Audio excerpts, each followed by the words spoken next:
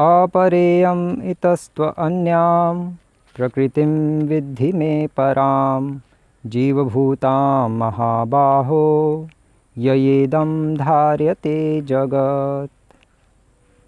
हरे कृष्ण।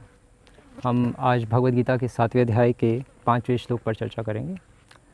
और पिछले श्लोक में तो भगवान कृष्ण अर्जुन को कह रहे थे कि भूमि रापो अनलो वायु हम मन बुद्धिरेव च, अर्थात कि भगवान अपनी अपरा प्रकृति किससे बनती है, उसके क्या इंग्रेडिएंट्स हैं, वो सब बता रहे थे कि पृथ्वी जल अग्नि वायु आकाश मन बुद्धि अहंकार, इससे सब कुछ बनता है। और फिर तन मात्राएँ जो हमने सब कल चर्चा की।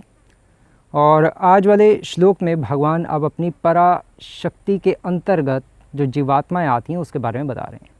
तो भगवान कह रहे हैं कि अपरेयम इतस्त्व अन्याम, कि जो मेरी अपरा प्रकृति है, प्रकृति अर्थात अपरा जो शक्ति है, इतस्त्व अन्याम, इसके अन्य प्रकृतिम विद्धि में पराम, इसके अतिरिक्त एक मेरी पराशक्ति भी होती है।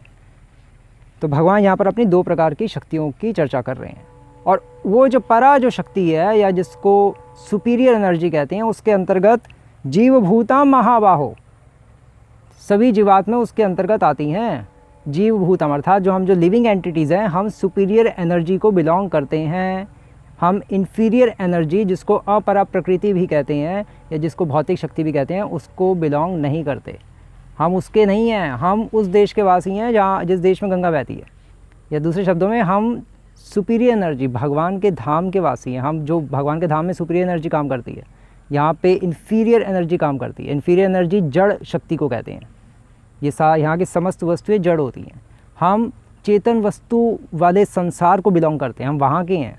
तो भगवान की दो प्रकार की एनर्जियाँ होती हैं। एक होती है निकृष्ट शक्ति, जिसको इन्फीरियर एनर्जी भी कहते हैं, जिसको भौतिक शक्ति भी कहते हैं, जिसको अपरा प्रकृति भी कहते हैं। और एक होती है सुपीरियर एनर्जी, जिसको पराशक्ति भी कह सकते हैं, परा प्रकृति भी कह दो, और भगवान की उत्कृष्ट शक्ति, है ना, इस तरह से कह दो। और वो जो सुपीरियर एनर्जी है उसके दो भाग होते हैं। एक है इंटरनल एनर्जी, जिसको अंतरंग शक्ति कहते हैं। एक है मार्जिनल एनर्जी, जिसको तटस्थ शक्ति कहते हैं, अर्थात हम लोग जितनी भी जीवात्माएं वो सब तटस्थ शक्ति कहलाती हैं। वो लेकिन वो बिलोंग किसको करती हैं, किसके अंतर्गत आती हैं? वो सब सुपीरियर एनर्जी के अंतर्गत आती हैं। सुपीरियर एनर्जी अर्थात चेतन, भगवान की चेतन शक्ति। इन्फीरियर एनर्जी अर्थात भगवान की जड़ शक्ति। ये संसार जड़ है तो ये भगवान की इन्फीरियर एनर्जी, इसको अपरा कहते हैं, इसको भौतिक शक्ति कहते हैं। तो ये भगवान यहाँ पर बता रहे हैं।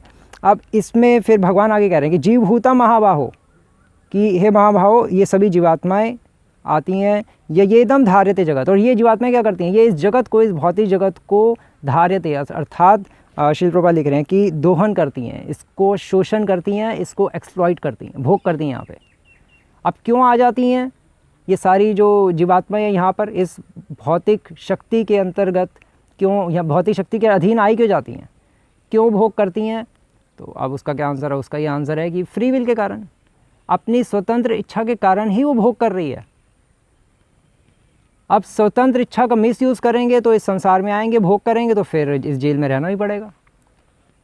लेकिन अब क्वेश्चन यहाँ पे फिर कोई कह सकता है कि ठीक है, वो मान लिया हमने, लेकिन सुपीरियर एनर्जी जो है भगवान की, उसमें भी तो फ्री विल है, वो भी तो चेतन है, तो वो क्यों नहीं इस भौतिक शक्ति के अधीन आती, वो इसके प्रभाव में क्यों नहीं आती? हम जो जीवात्माएँ हैं, हम क्यों आ जाते हैं? हम मार्जिनल एनर्जी क्यों हैं और वो इंटरनल एनर्जी क्यों है? वो इंटरनल एनर्जी मार्जिनल क्यों नहीं, हम इंटरनल एनर्जी क्यों नहीं? क्वेश्चन उठ सकता है। और अगर जीवात्मा लॉज ऑफ कर्मों के अंडर में आती है, लॉज ऑफ कर्मास के अंडर में, तो फिर तो ये जो जड़ वस्तु हैं इस संसार की, क्या ये भी लॉज ऑफ कर्मास के अंडर में थे इसलिए जड़ बन गई और हम चेतन बन गए? हम क्यों नहीं जड़ बने, ये क्यों नहीं चेतन बनी? क्वेश्चन तो ऐसे आ ही सकता है, कुछ भी क्वेश्चन आ सकते हैं, जितने मर्जी क्वेश्चन उठा लो। नास्तिक लोग ऐसे उठाते हैं, इसलिए वो गीता पर विश्वास नहीं करते। लेकिन ये बातें नहीं है सारी। अल्टीमेटली भगवान इस श्लोक के माध्यम से बताना चाह रहे हैं कि भाई दीन बनो, जो मैं कह रहा हूँ उसको समझो, उसको मानो, उसको स्वीकार करो। ये मेरी अचिंत्य शक्ति है, इसको समझना मुश्किल है। कौन क्या कब कैसे हुए कोई नहीं जानता, ज़्यादा इसमें तुम अपना दिमाग मत लगाओ। दीन बनो, रियल दीनता है कि जो मैं कह रहा हूँ उसको स्वीकार करना, इसको मानो। लेकिन मायावादी अहंकारी होते हैं, वो कहते नहीं हम तो नहीं मानेंगे। ये जो भगवान कह रहे हैं अपरा और परा, ये सब एक ही हैं, अल्टीमेटली सब एक ही है। ये तो हमारा ज्ञान लुप्त हो गया है, इसलिए हम जो भगवान थे हम अभी एक संसारिक जीव लग रहे हैं। बस हमारा ज्ञान प्रकट हुआ नहीं कि अब परा अपरा सब एक ही हो जाएगा, हम सब एक ही हैं बस। वो इस तरह से इस श्लोक को देते हैं, और उसको दीनता नहीं कहते, इसलिए वो अहंकारी हैं। और वैष्णव दीन होते हैं, वैष्णव भगवान की बातों को स्वीकार करते हैं। क्यों? क्योंकि उनको पता है कि भगवान की शक्तियों को समझ पाना अत्यंत कठिन है, और लॉजिक्स के, रीजनिंग के बियॉन्ड है वो चीज़ें, वो स्पिरिचुअल वर्ल्ड है। हम अपनी संकीर्ण बुद्धि से कैसे समझ सकते हैं वो चीज़ें?